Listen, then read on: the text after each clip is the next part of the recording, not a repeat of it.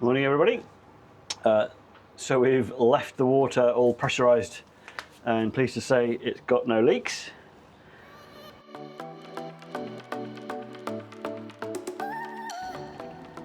Certainly not from where it was leaking yesterday or anywhere new. So, however, we did leave the pump off. So if Louise goes ahead and turns on switch number 1, then we'll end up with the pump starts, and guess what, guys? We still have no leaks. Of course, the proof of the pudding will definitely be when we do a road test and give it a bit of a jiggery about and see what happens then, but I'm quite happy with that for now. Right, on to the next one. Well, I've cut it out, but you won't have seen it, but we didn't really know which switch operated the water pump, so we're now labelling the panel next to the switches just so we can see what's what. Obviously we can connect to it via the Victron panel, but the panels, it was all covered up so Louise couldn't see it. So after having tested the water, we're now moving on. We're going to fit the new Calorifier. I've just wired up the immersion element to it and checked the fittings that we've got. So we're using a 19mm coolant pipe, and these are standard 50mm connections, so I've got to order some adapters for it. It came with 2, but there's obviously twin coils, so I need to get some more. So we've just ordered those. They should arrive in the next couple of days, but we don't need to connect them up just yet. But the main thing is we get the Calorifier back in the cupboard now that Louise has painted it. So that's today's first part of the mission. So the good news was that the water tank and pipes that we fitted, it didn't leak. The bad news was that our expectations of being able to use the old Calorifier rings was a fail, because the new Calorifier has a slight... Well, it's a bigger tank, isn't it? Well, on paper it's the same size, isn't it? But the new one is bigger because it's got a like a foam jacket to it, which is really good. Should make it hold the heat more, but it just meant that it didn't fit in the old rings. So we've faffed around under the truck. I was outside, Louise was inside, and we fitted the new rings. Louise, you've made a right mess of your white floor though. I know. Will it wipe up? No. Was it scuffed? That's scuffed. Oh, okay. Well, it'll be under the tank, so nobody will see it. Shh, don't tell anybody. All right, let's go and try to get the tank in now.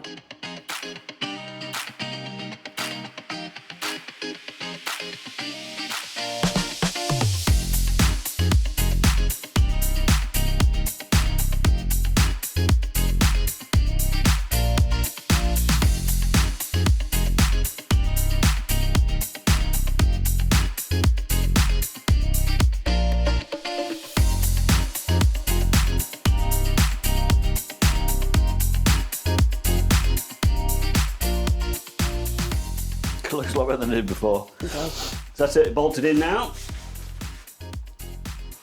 Looking really good. So yeah, the last one was a 20. 22? Yeah. 27? 22? 22. 22. It's a 35. I'm sure if you go back and watch our previous tour video, you'll be able to confirm. 22, this is a 30. I should explain, the last Calorifier we had was a 22 litre one, and as I said before, dimensions should have been exactly the same other than it a little bit deeper. This one is a 30 litre version, so we get slightly more water. 30 litres should be plenty of hot water enough for us. Really pleased with that. It's in. It's in. Just needs a bit of plumbing in now. Wire the immersion in, and then we've got to put the truck coolant pipes in. We should say, by the way, Happy Easter. Happy Easter. Today is Easter Sunday, and we're cracking on. So hope you're all having a good day. You'll probably see this in two maybe weeks. 3 weeks' time. Hope you had a good Easter. We're having a good Easter. We're having a productive Easter. Productive Easter. Right, let's crack on. Lights. So Louise is just crimping the ferrule crimps on the end of the immersion feed wire. I've already crimped up, or I've already connected up. Louise crimped the connection to the immersion. But I thought I'd share with you. The dogs were howling inside. They just had to come and join us. Not too comfortable, are you? Baxter's enjoying the sunshine. In case if anybody's wondering that we're going to get electrocuted, we're not, because this is the other end here of the immersion cable. So we're not connected, don't worry. It's all safe. Are you done? I'm done. You're done, right, let's get it screwed on. That was a change of plan because we were going to do lights. We were. But instead, we've finished wiring up the immersion. So that's all done. All wired in.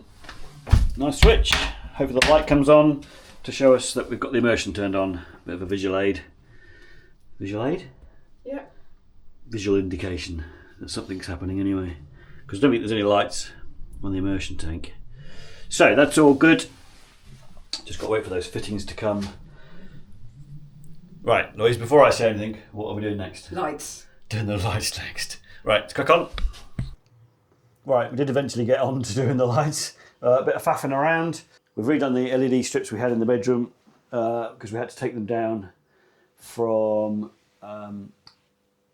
after we had the windows put in because we need to get the blinds fitted. So they're all back in and working. That took us a bit to do. And then we fitted some roof lights in the kitchen. Super excited with those. Right, that's it with the blinds shut. Well, only the roof blinds. Only the roof blinds, yeah. Yeah. So this is just the kitchen end. The plan is we'll put, where the tape's marking out, we're going to put another strip along here. We're going to curve it around and go into the seating area. That's the plan. But we thought we'd start with the easy bit over the kitchen area. There we go. What do you think? Drop us a comment below. Getting there. Love to hear your thoughts, suggestions. Yeah, that's us for today though, I think. That was a big sigh. That was. It's a long day. It's a long day. We haven't picked the camera up all day. It's been really nice and sunny, so we've taken the opportunity of cutting some wood outside. Sit rep then. We've put some supporting pieces in the middle of the cupboards in this one and that one. This one is going to have one door on it because we figured there'd be two little doors and we don't want two little doors. So we're going to have one big door on that one and then there'll be two doors that go on this one, and then there's going to be a panel on the side here which I started to work on but made a bit of a mess of it. So Tomorrow's job, making another panel on the end there. We've also been busy. We've cut some wood and we've glued them, and this is the track, or the under frame track that the LED strip light fits on, that goes underneath this board here. And then we've also cut the boards to go on the ceiling to have the spotlights on. So we're about to stick those on. Up here. All up here. I was going to say, it'll all become clear when we're finished. That's mud. That's mud. It'll become clear when we're finished and we share it with you all. Did anybody notice what I forgot to say we've done? We've also fitted some lights under the cupboards. We have to put them under this shelf here because the window frame and blind is going to go up there. There'll be a board that comes down and covers the end of that one, so don't worry about that. But again, these are going to be dimmable on the similar switches that we've got on the other ones. You push it to turn it off. There we go. So we have been busy today. We have been busy today. Hi everybody. We've been enjoying lovely sunshine we've had for the last 2 days. We sat around in the garden, catching some rays, making the most of it. Yesterday, where the record was the hottest day in April ever, It was glorious. We weren't sat around. We were busy cutting wood. So we made lots of progress. We didn't pick the camera up because we were too busy. So this is where we got to. Progress.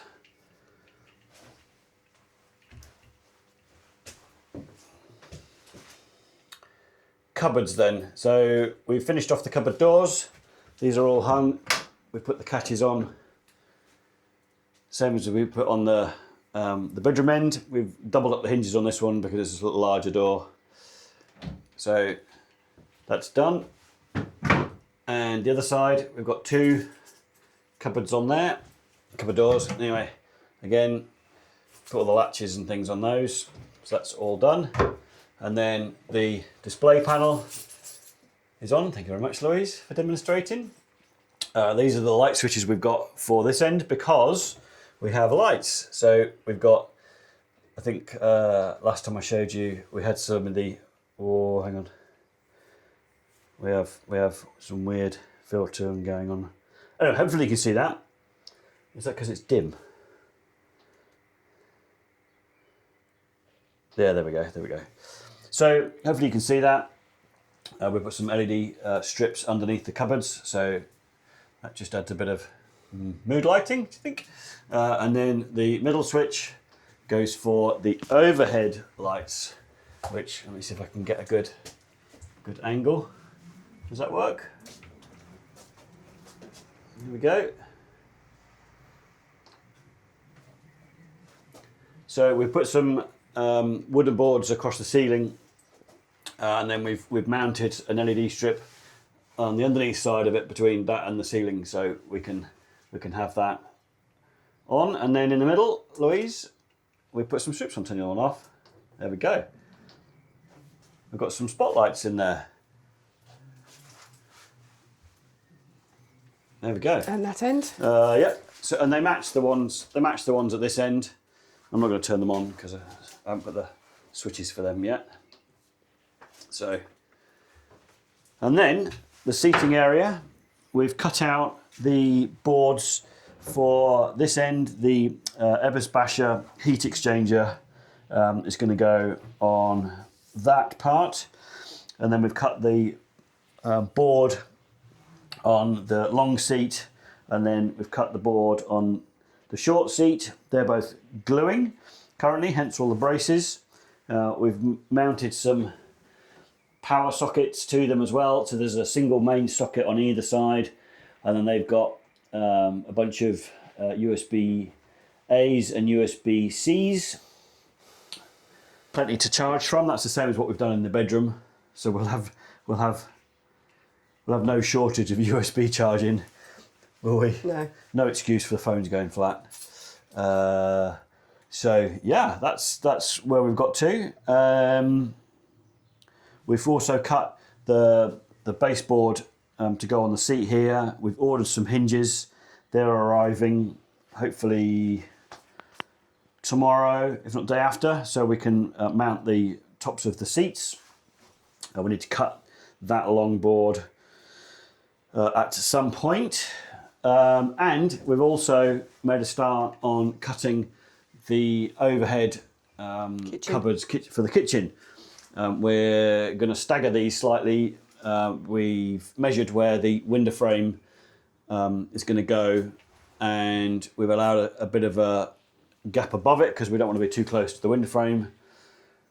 The window frame is going to be fitted in a couple of weeks, but we want to get the cupboard up. So that's why we're doing that. And then because it was not as tall as we wanted, we've gone for a slightly taller option above the cooker end.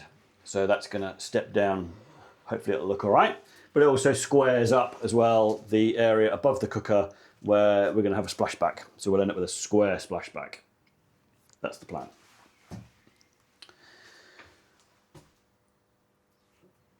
Food. Food, yeah. Dogs are probably hungry because we've left them all day on their own in the house, but they'll be sulking, won't they? They will. And it's raining now as well, so we can't do an awful lot of that. Yeah, that's where we're up to. What do you think, guys? Leave us a comment in the description. Any likes, dislikes, suggestions? Any comments are welcome.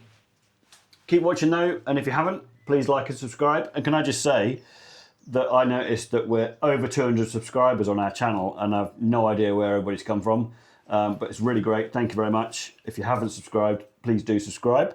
Yeah, thanks for watching. See you on the next one.